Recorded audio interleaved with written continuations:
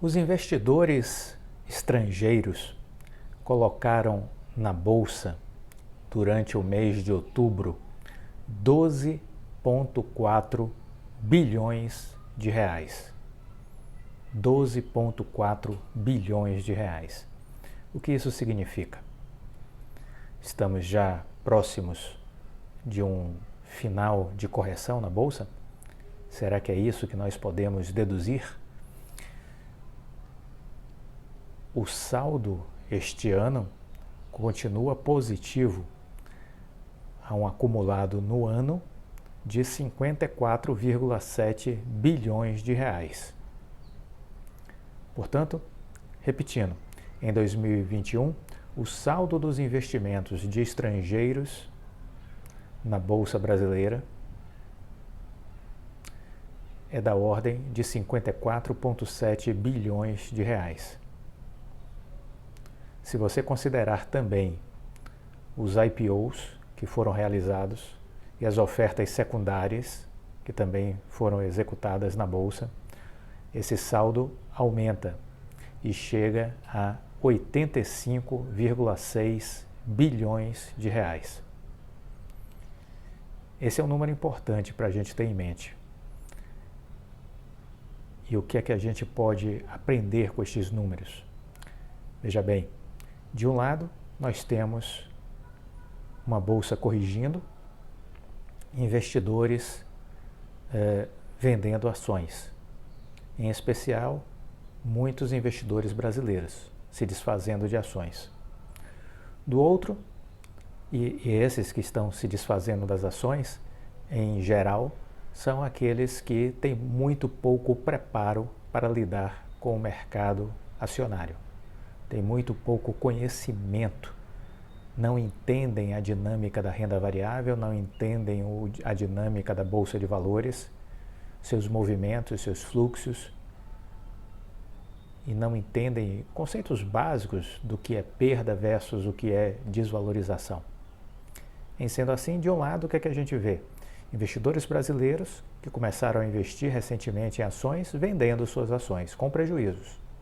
A partir do momento que vende, vende com prejuízo, porque realiza uma perda, né? Até então, antes da venda, era apenas desvalorização. Na hora que vende, aí é perda, muda o conceito, a palavra é outra.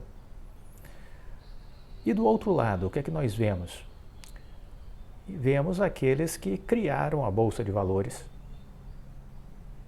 Vemos aqueles que criaram a Bolsa de Valores comprando ações. Percebem essa diferença, essa sutileza? Os que não têm preparo vendem ações e efetivam prejuízos, perdas. Do outro lado, aqueles que inventaram a Bolsa, que sabem o que é a Bolsa, estão comprando ações descontadas, comprando ações baratas. É exatamente isso que está acontecendo nesse instante. E isso é importante, porque nós precisamos entender essa dinâmica. Se não entendermos essa dinâmica, jamais teremos sucesso na Bolsa de Valores. Acreditem em mim, jamais teremos sucesso. É preciso pensar como os grandes investidores, os grandes empreendedores, empresários. A Bolsa foi criada por eles, para eles. Não foi criada para pobre nem classe média, de forma alguma. O produto do pobre é caderneta de poupança. Ponto. Vira a página. O produto da classe média é renda fixa. Ponto. Vira a página. O produto do rico são as empresas e a Bolsa de Valores. Final da história. Então, se você é pobre e quer ir para a Bolsa, se você é classe média e quer ir para a Bolsa, você precisa mudar a sua forma de pensar e de agir. Precisa pensar como os ricos, como os grandes empreendedores, os grandes empresários e investidores. Se você não fizer esse reset, se você não fizer essa transição mental, chance zero de ter sucesso. você vai continuar vendendo as suas ações nas correções, nas quedas, e as pessoas de dinheiro estarão na outra ponta rindo de você e comprando suas ações baratas. Quem vendeu o Magazine Luiza, do outro lado, alguém está comprando muito feliz. Quem vendeu recentemente PetroRio, quem está do outro lado está comprando muito feliz. Quem vendeu Azul, do outro lado tem alguém comprando muito feliz. Essa é a dinâmica. Ou você entende isso, ou, desculpa, você não nasceu para estar na Bolsa de Valores. Você não tem a menor chance de sucesso. Volte para a poupança, volte para a renda fixa. Reflita sobre isso. Bem-vindo ao canal Viver de Renda. Se inscreva no canal, deixe seu like, compartilhe com os amigos. Nos acompanhe no Instagram, Viver de Renda Canal, no nosso novo canal aqui no YouTube, o Café com Ações. Eu sou Cláudio Soleiro, formado em Administração, MBA em Finanças, consultor empresarial. Invisto na Bolsa desde 2006. Criei o canal para compartilhar com vocês as minhas vivências. Aqui eu não faço análise nem recomendação de ações, mas aqui eu compartilho histórias, experiências, coisas que eu vivi e aprendi. 30 anos como consultor, trabalhando no ambiente corporativo, estudando as empresas, o pensamento empresarial. Este conhecimento eu disponibilizo aqui para vocês. Maratone todos os vídeos. Vamos chegar a 900 vídeos. Faça a ordem cronológica. Vá lá atrás, no primeiro vídeo do canal e suba maratonando todos os dias. Assista pelo menos 4, 5 vídeos. Porque os vídeos vão se complementando, vão contando uma narrativa, uma história. Então é importante que você assista tudo. E vá tomando nota, porque é assim que eu faço para aprender, né? Vou escutando. Quem me diz alguma coisa, quem tem alguma relevância para mim, eu vou tomando nota. Se eu tiver dúvidas, vou procurar aprofundar o conteúdo, né? Então é isso. Essa é a didática. Então invista tempo para aprender. Isso é essencial. É transformacional. Vai mudar a sua vida, por todo sempre. Então, invista nisso. Em tempo para aprender. Seja muito bem-vindo ao canal. Se inscreva, deixe o like, compartilhe com os amigos, divulgue o canal Viver de Renda nas suas redes sociais, no Instagram, nos grupos de conhecidos, né, no trabalho, na escola, né?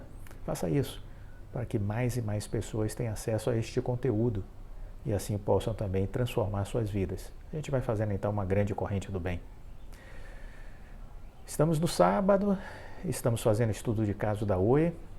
Temos muito o que falar nesse dia, já fizemos o primeiro vídeo, esse é o segundo, temos muito o que conversar.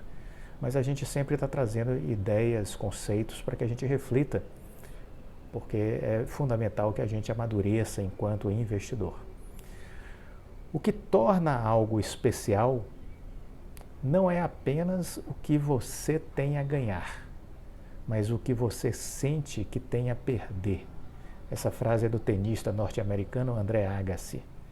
Então nós temos que sempre estar fazendo um balanço de gestão de riscos, né? Avaliando o que nós temos a ganhar, mas também o que nós temos a perder. Essa gestão de risco é fundamental para a tomada de decisão.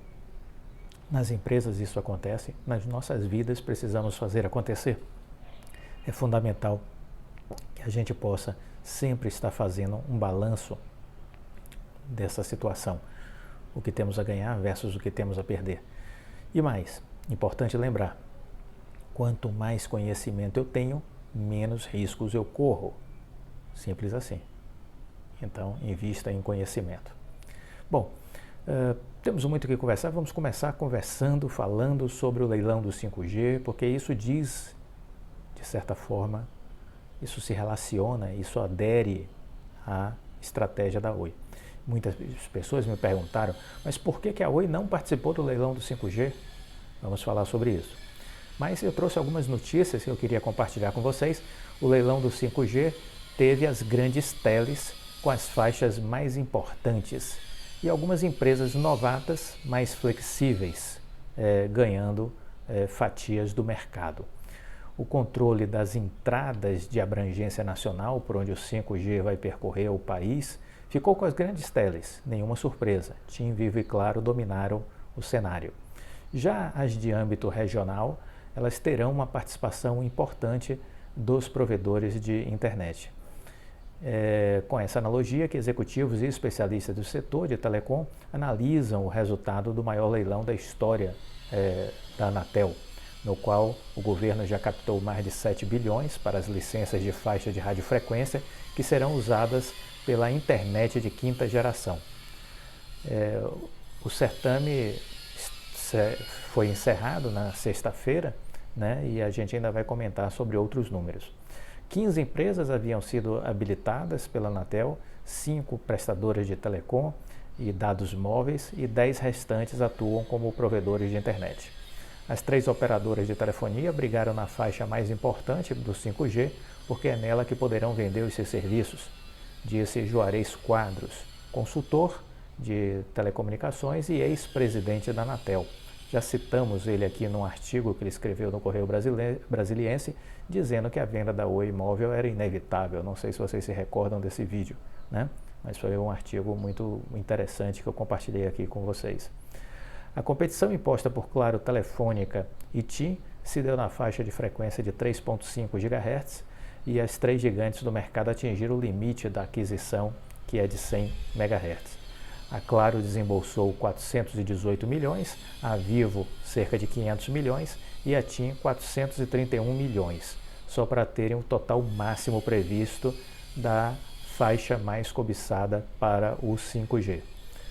As empresas que atuam nesta frequência têm à mão a possibilidade de levar a internet mais rápida ao consumidor final. E por isso que a frequência de 3 GHz é a mais usada nos países onde a tecnologia já é uma realidade. Em contrapartida, as teles terão de cumprir obrigações específicas, como expandir para 13 mil quilômetros a extensão de cabos de fibra ótica na região norte, construir uma rede privativa de comunicação para a administração pública federal e limpar a faixa que no momento é responsável pela transmissão de TV via parabólica. Os usuários dessa faixa serão migrados para outras entre 10,7 GHz e 18 GHz. No âmbito regional, a surpresa ficou aí por conta da Brisanet, considerado um grande player regional, né? Ela arrematou por 1,250 bilhão o controle do lote da região onde atua, pagando um ágio de 13.741%, o maior do certame. E ainda estendeu seus tentáculos de atuação para o Centro-Oeste com mais 105 milhões de reais de lance. Quem também não perdeu a oportunidade foi o consórcio 5G Sul, formado pelos provedores Unifique e Copel Telecom, numa briga disputada lance a lance com a Meganet pela faixa de 3 GHz da região sul.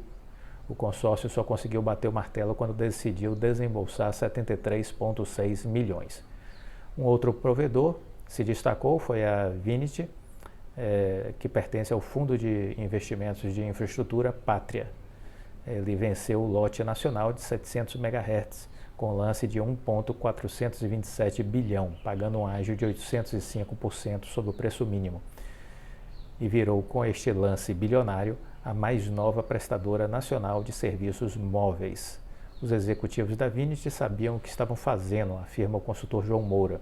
Essa faixa será a que terá maior potencial de clientes.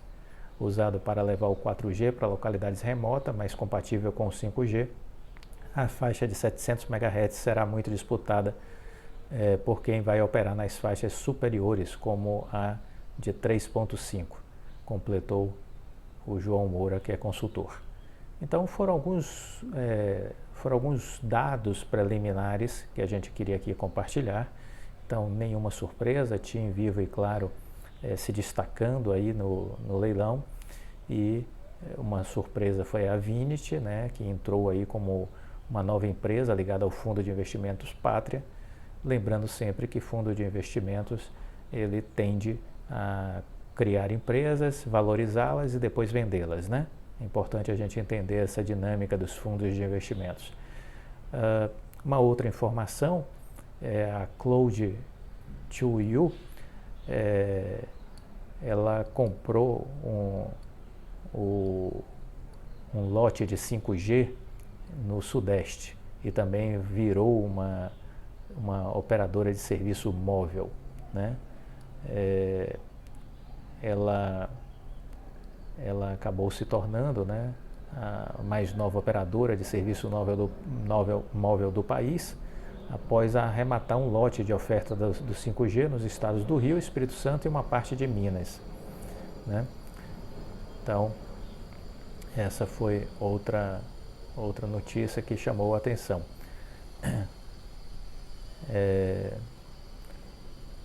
Sobre a Vinit do Fundo Pátria, o que é que a gente poderia dizer? Ela se destaca, né? Ela se destaca exatamente porque vai operar nessa faixa aí de 700 MHz e por pertencer a um fundo de investimentos. Isso chamou a atenção no noticiário, né? O Sérgio Beckerman, ele é o presidente executivo da Vinit, e ele declarou: criamos a Vinit com o propósito de prover infraestrutura de telecomunicações de alta qualidade para os nossos clientes corporativos. O foco deles são clientes corporativos. A Vinit se propõe não é vender serviços ao consumidor final, e sim para outras operadoras móveis que atuam na região, ou para operadoras móveis virtuais. O enfoque do Pátria é que ela continue a ser uma empresa que atende outras empresas. Em novembro de 2020, quando a Vinit foi lançada, o Pátria indicou que ela teria um foco em ativos de rede de telefonia móvel, sistemas de cobertura interna e novas tecnologias de conectividade móvel. Na ocasião, o fundo adiantou que a Vinit teria um investimento potencial de mais de 3 bilhões de reais, devido à necessidade urgente de ampliação da infraestrutura para suportar a implantação de novas tecnologias wireless de 4G e 5G nos próximos anos e pelo crescimento robusto de consumo de dados. Então, são notícias aí a respeito da Vinit, né? Deixe-me ver se tem algo mais que eu poderia compartilhar com vocês. Uma outra notícia saiu sobre a Vivo, a Claro e a TIM, que foram as grandes vencedoras do lote principal da faixa do leilão do 5G. São as grandes teles do país, elas encamparam uma disputa para arrematar os lotes da faixa de 3 GHz da tecnologia do 5G, que era a mais cobiçada, né? A Claro levou o lote B1 de 80 MHz por 338 milhões, a Vivo ganhou o lote B2 por 420 milhões e a TIM o B3 por 351 milhões, né? Então, as três terão de cumprir obrigações específicas, e as companhias também conseguiram licenças nacionais de mais 20 MHz, cada uma na faixa de 3,5 GHz. A Claro obteve o lote D33 por 80,3 milhões, a TIM levou o lote D34 pelo valor de 80 milhões e a Vivo, com os mesmos 80 milhões, levou o D35. Então, são essas as notícias aí que a gente tem de antemão a respeito aí do sucesso. Foi um sucesso o leilão do 5G. Isso a gente precisa ter claro que foi um sucesso e é algo importante para o futuro do Brasil. O futuro do país passa pelo 5G, né? Então é importante a gente ter essa noção. Eu queria fazer um parêntese aqui no estudo de caso para destacar uma notícia que me chamou a atenção também, e eu acho que a gente aqui está sempre falando sobre educação financeira e eu acho que cabe a gente fazer esse recorte aqui no canal, no vídeo de hoje. O número de famílias brasileiras com dívidas continuou crescendo em outubro e chegou a 74,6%, segundo a pesquisa de endividamento e inadimplência do consumidor, divulgada pela Confederação Nacional de Comércio de Bens, Serviços e Turismos.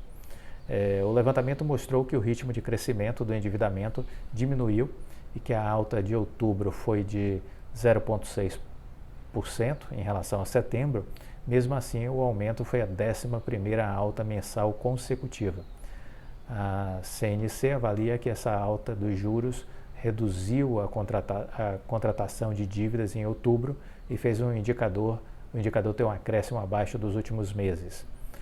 Já olhando para outubro de 2020, o percentual de famílias endividadas é 8,1 maior em 2021, fazendo desse o segundo maior crescimento anual da série histórica. O percentual de famílias com dívidas ou contas em atraso atingiu 25,6%, o que representa 0,1% acima do registrado em setembro e 0,5% abaixo de outubro de 2020. Já a parcela das famílias que declarou não ter condições de pagar contas ou dívidas caiu de 10,3% para 10,1%. Então, a inflação vem corroendo as remunerações das pessoas, ainda uma taxa de desemprego muito alta, e tudo isso vem, de alguma maneira, impactando as pessoas. Eu lembro sempre de uma frase do Chris Gardner, esse ano, num evento da Expert XP, que eu pude até fazer um vídeo falando sobre isso, e ele dizia: a pandemia é uma grande tempestade, ela pegou a todos, ninguém escapou da tempestade, mas cada um está num barco diferente. Então, a tempestade pegou a todos, mas cada um está num barco diferente. Então, tem pessoas em transatlântico, tem pessoas em iates, tem pessoas em grandes embarcações, protegidos e seguros durante a tempestade. E outras pessoas estão em pequenos botes, em pequenas canoas, e aí sim, sofrendo muito os efeitos da tempestade. Então, a pandemia ela aprofundou as desigualdades, né? Muita gente passando necessidade, o que é uma coisa lamentável, né? Mas é isso aí. E sobre isso fica sempre aquela reflexão. Nós temos que mudar as nossas vidas. Nós não podemos ficar esperando as tempestades nos atingirem, né? Nós temos que criar proteção contra essas tempestades. E como se protege contra isso? Através da educação financeira, né? A gente precisa viver gastando menos do que a gente ganha. Esse é o primeiro ponto. O segundo ponto é desenvolver habilidades e competências que podem fazer a gente aumentar as nossas receitas, ou seja, não ter uma única fonte de renda, ter mais de uma. E aí a gente precisa, dentro dessa dinâmica, ir agregando conhecimento para que esse conhecimento possa ser traduzido em melhor capacidade de ganho financeiro. E depois temos que ir poupando esse recurso e investindo corretamente ao longo de anos, porque aí os juros compostos vão fazer o milagre da multiplicação. Ninguém vai ficar rico apenas trabalhando. Por outro lado, o trabalho, a geração de renda é essencial para que a gente possa alavancar o que ganha e fazer esse dinheiro crescer com mais velocidade. Isso é fundamental e isso você só consegue através do investimento em ações, né? Ou do investimento diretamente em empresas que tenham capital fechado, né? Isso é possível também, apoiando startups, fintechs, né? Mas essa é a lógica. Eu tenho que investir se eu quiser fazer o dinheiro crescer, multiplicar-se e eu construir um colchão financeiro que me permita em algum momento ter uma tranquilidade. É disso que se trata, ter educação financeira e aprender a investir. Se não tivermos isso, o trabalho não vai nos enriquecer, não vai nos dar independência financeira. Reflitam sobre isso. Bom, retornando aqui ao nosso estudo de caso da Oi, eu quero terminar este vídeo dizendo que a empresa segue expandindo suas estruturas de fibra em Santa Catarina, em Minas Gerais, no Rio Grande do Sul, na Bahia. Então, os números continuam crescendo e crescendo de forma consistente.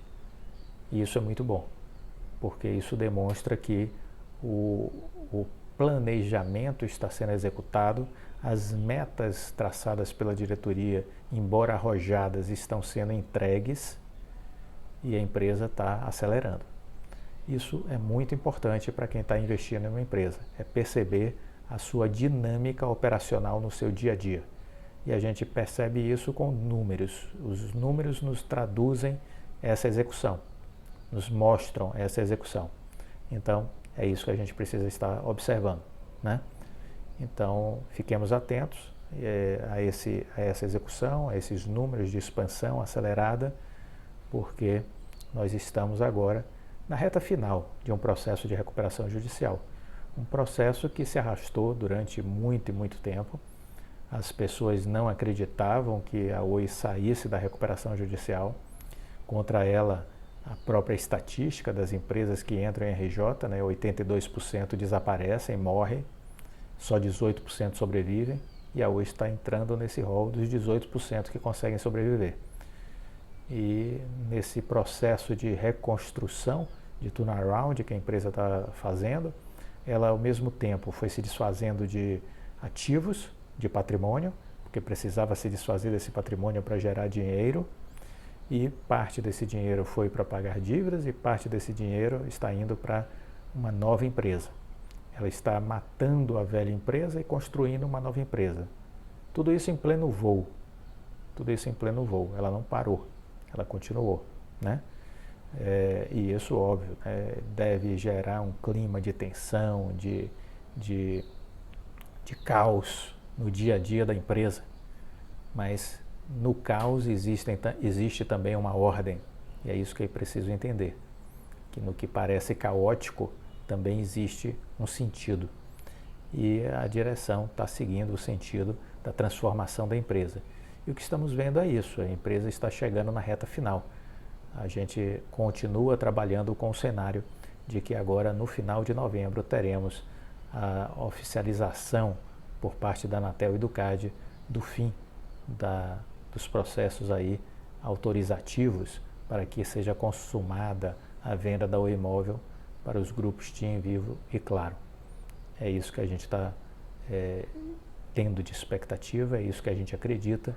Vamos aguardar, mas o nosso cenário base é esse. Até o final desse mês de novembro a gente vai ter isso resolvido. Findo isso, contar agora com a saída da recuperação judicial em março de 2022.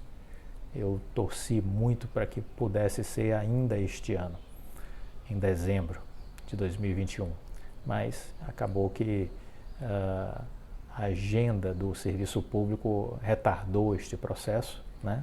A Anatel e o CAD acabaram demorando mais do que eu achava razoável, e isso vai meio que empurrando o cronograma da Oi para 2022. Mas, por outro lado, a gente tem essa tranquilidade de que em março estará consumado, encerrado este capítulo, encerrado este volume do livro da Oi, né? A gente está contando aqui um filme. Por isso que não adianta a gente ficar olhando cotação de ação, a gente tem que entender a história da empresa. Então, este volume, que é a recuperação judicial, é o volume 2 da Oi. A gente tem o volume 1, que foi o surgimento da Oi até ela se tornar uma gigante nacional. Depois disso, a gente teve o volume 2, que foi o declínio da Oi e a sua recuperação judicial. E a gente está encerrando esse volume 2. Estamos nas últimas folhas do livro. E ao encerrar este volume 2, a gente vai agora iniciar o volume 3 da história da Oi, que é exatamente essa nova empresa que está nascendo, focada em fibra ótica e tecnologia. Para onde vai essa empresa? Até onde ela pode crescer? Quais são os seus múltiplos na área de infraestrutura? Quais são os seus múltiplos na área de tecnologia? Para onde a liderança está levando essa organização? Quem vai seguir este caminho com a empresa? Tudo isso a gente vai estar detalhando nesse volume 3 dessa saga da Oi, né, na Bolsa de Valores brasileira. Mas fiquemos, vamos dizer assim, tranquilos de que está tudo correndo muito bem. Gostou do vídeo? Deixa o like, compartilhe com os amigos. Fique com Deus e até a próxima. Tchau.